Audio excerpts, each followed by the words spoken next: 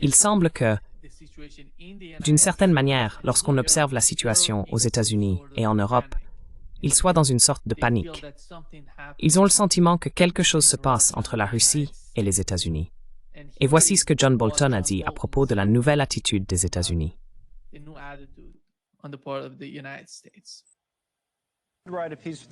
Rédigez un article pour The Telegraph parlant de Trump et de votre opinion selon laquelle il abandonne l'Ukraine. Mais le titre indique « La marée est peut-être en train de tourner ». Essayez donc, si possible, de vous appuyer sur cet aspect.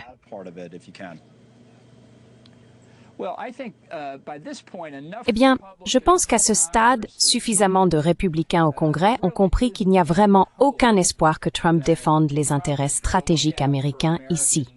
Il cherche un prix Nobel de la paix. C'est aussi simple que cela. Il ne se soucie pas des termes substantiels de l'accord tant qu'il peut proclamer une réussite.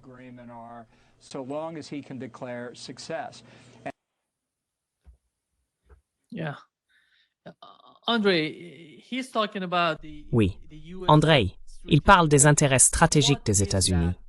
Quels sont-ils? À mon avis, s'ils cherchent une forme de sécurité, une certaine vision stratégique, ils doivent entretenir de meilleures relations à la fois avec la Russie et la Chine, ainsi qu'adopter une nouvelle attitude envers les autres pays. Mais il ne semble pas que ce soit dans l'esprit des gens à Washington. Je ne dis pas cela simplement parce que les personnes au pouvoir aux États-Unis sont majoritairement républicaines, et John Bolton parle aux républicains pour créer une barrière, pour mettre en place une sorte d'obstacle à Donald Trump. Que se passe-t-il aux États-Unis, selon vous?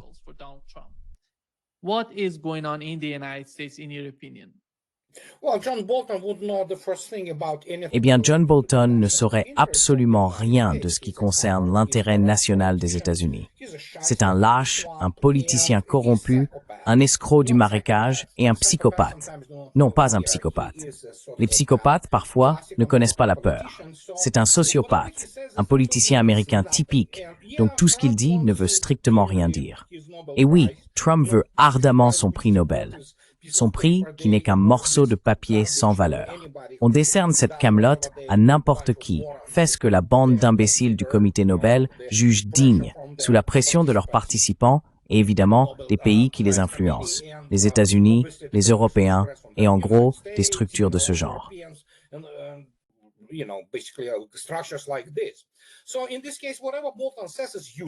Donc, dans ce cas, quoi que dise Bolton, c'est de toute façon inutile. Ce type est totalement incompétent à tous égards. Il ne sait faire qu'une chose, je ne sais pas si c'est vrai ou non, aller à des orgies de libertins et autres choses du genre. Donc dans ce cas, juger quoi que ce soit qui vienne de Washington D.C. ou de Bruxelles d'ailleurs est absolument inutile. Il ne s'agit pas d'un retournement de situation. Il s'agit du fait qu'il reste encore quelques personnes qui comprennent, et pas seulement en regardant des cartes, qu'elles sont absolument impuissantes sur le plan militaire. Les États-Unis n'ont aucune ressource pour faire quoi que ce soit face à ce qui se passe actuellement dans ce qu'on appelait autrefois l'Ukraine.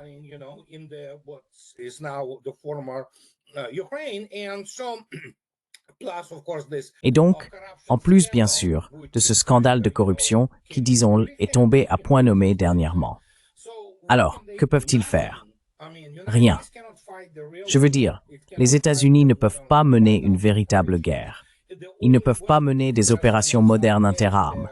La seule arme qu'ils possèdent en tant que superpuissance, en un sens, ce sont les vestiges, qui deviennent rapidement obsolètes, à l'exception des sous-marins nucléaires, de l'ancienne marine et de la dissuasion nucléaire.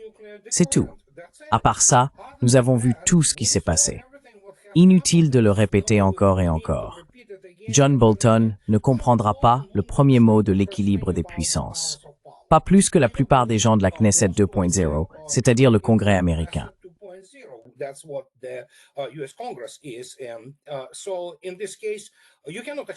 Donc dans ce cas, vous ne pouvez pas le leur expliquer.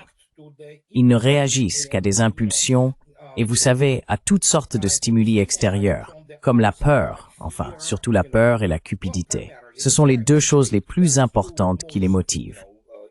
Il y a très peu de gens là-bas qui ont une quelconque crédibilité ou une quelconque compréhension de ce qui se passe. Et le GOP, le Parti républicain, a cessé depuis longtemps d'être le Parti républicain. C'est le Parti israélien. Et donc, c'est essentiellement un parti unique, avec des approches différentes sur la manière dont ils veulent, en gros, achever les États-Unis et rendre la vie du peuple américain insupportable. Et c'est ce que c'est.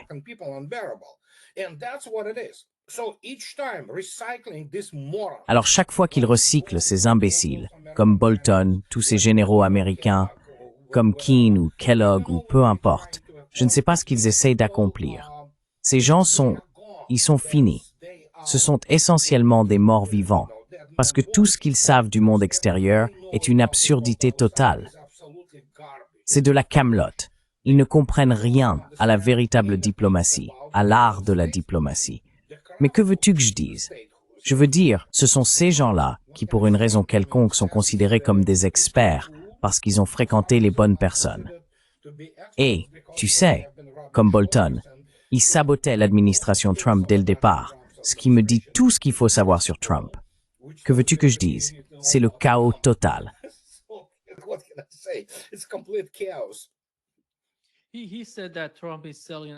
Il a dit que Trump vendait l'Ukraine. Qu'est-ce que l'Ukraine aujourd'hui? Ils ont détruit l'Ukraine avec cette guerre.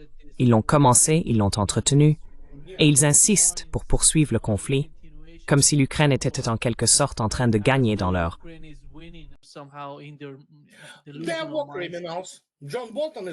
Ce sont des criminels de guerre. John Bolton est un criminel de guerre, tout comme la plupart des personnes qui ont promu cette idée. Par exemple, la plupart des membres de l'administration Biden, ce sont des criminels de guerre, y compris certaines personnes qui pourraient facilement être accusées de crimes contre l'humanité. Ces imbéciles, ce sont des crétins qui n'ont aucune idée de ce qu'est la guerre. Ils sont mal éduqués, profondément incultes. Peux-tu imaginer, par exemple, Blinken ou Sullivan? Ce sont des produits des usines à diplôme de l'Ivy League. Et ça veut dire quoi? Qu'ils y ont passé leur temps à apprendre des choses absolument inapplicables dans le monde réel de la diplomatie, de toute façon.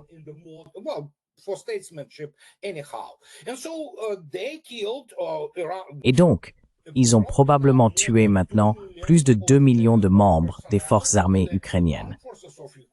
En substance, comme vous l'avez justement dit, ils ont détruit l'Ukraine par une sorte de suicide assisté, en la lançant contre la Russie.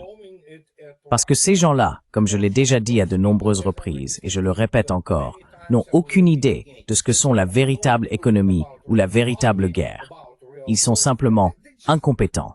Point final. Et cela s'applique à tous les niveaux, de la CIA au Pentagone, jusqu'à ces gens au Congrès qui pensent encore savoir comment fonctionne le monde.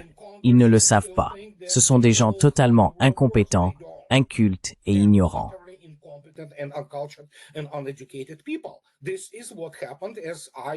Voilà ce qui s'est passé, et j'en rends responsable la corruption totale du système politique américain à ce stade. Et bien sûr, l'effondrement de l'éducation publique américaine. Que ce soit dans les écoles ou les universités, on a maintenant des gens qui se plaignent. Que je veux dire, il y a des personnes à l'université qui ne savent même pas faire des mathématiques de niveau collège. Et franchement, que peut-on attendre de ces gens-là? Au moins, vous savez, Wolfowitz avait une licence en mathématiques, même si ça ne lui a pas beaucoup servi. Ce type est aussi totalement immoral. Mais encore une fois, on n'enseigne pas à être un homme d'État. L'Amérique ne produit pas d'hommes d'État. Point final. Elle produit des politiciens qui savent comment s'enrichir et comment rester élus. Point final. Ce ne sont pas des gens capables de diriger le pays. Alors,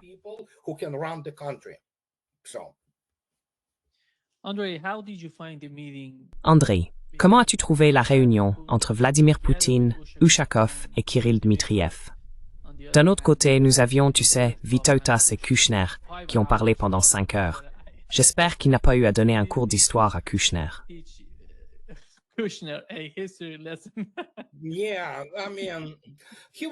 oui, je veux dire, il n'était pas là pour négocier quoi que ce soit en soi. Encore une fois, gardez à l'esprit que les États-Unis sont un co-belligérant. Trump a eu sa chance, disons, pendant les 2 ou 3 premiers mois, lorsqu'il aurait pu tenir sa promesse de mettre fin à la guerre, vous savez, et obtenir son prix Nobel de la paix. Il ne l'a pas fait. C'est sa guerre. Il est trop tard maintenant. La seule chose qu'ils peuvent obtenir, à la suite de quelque forme de négociation que ce soit, c'est une porte de sortie pour les États-Unis. Parce que c'est une question de courtoisie entre superpuissances. Une superpuissance ne veut pas complètement détruire l'autre de manière violente.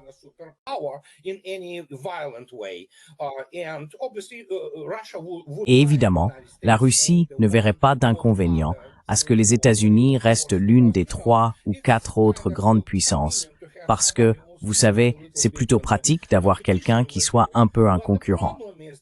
Mais le problème, c'est que Kushner n'est pas là, contrairement à Vitkov, simplement comme messager.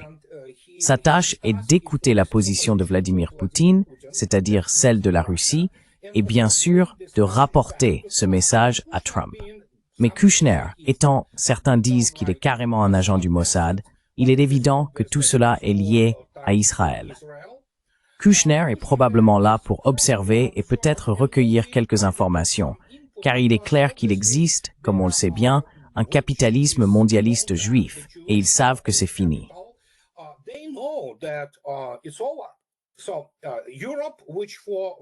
Donc, l'Europe, qui depuis 500 ans a été le refuge sûr de leurs capitaux, non seulement juifs, mais aussi, vous savez, des familles comme les Rothschild et toutes ces vieilles dynasties financières que, pour une raison ou une autre, les gens croient toutes puissantes, alors qu'elles ne le sont pas, sait que l'Europe, c'est fini.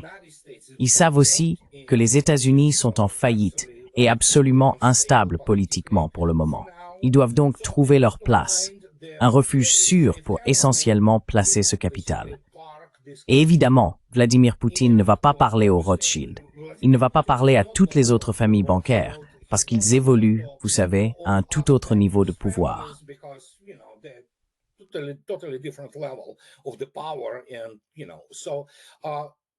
Et vous savez, ce que nous avons là, c'est ce garçon qui est sioniste, évidemment lié à Israël et à tous ces gens mondialistes.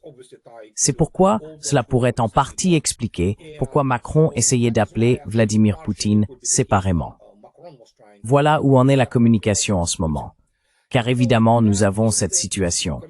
Il n'y a que 2 endroits où ils peuvent placer ce capital, la Chine et la Russie. Mais encore une fois, la Chine est tellement gigantesque qu'elle fait paraître tous ces banquiers minuscules. Ils n'ont pas besoin d'argent. La Chine regorge de liquidités. Il en va de même pour la Russie, d'ailleurs.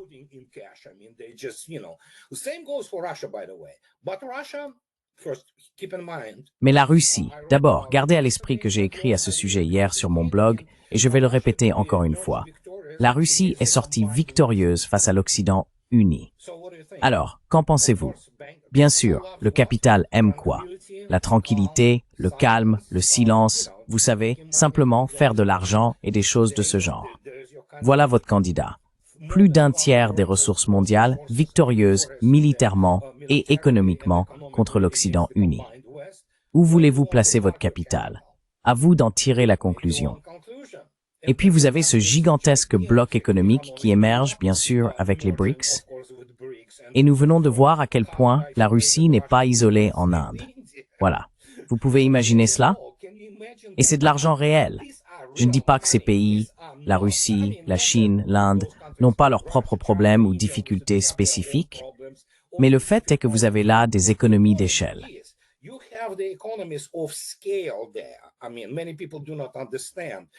Je veux dire, beaucoup de gens ne comprennent pas que l'économie russe est, en termes réels, plus grande que celle de l'Allemagne et de la France réunies. Et elle reste plus grande. Et en ce qui concerne le potentiel militaro-industriel, elle dépasse celui de l'Occident combiné, y compris les États-Unis. Ça veut dire quelque chose, non? C'est là tout le levier. Ils y vont pour discuter non seulement des questions liées à la mise en place d'une voie de sortie.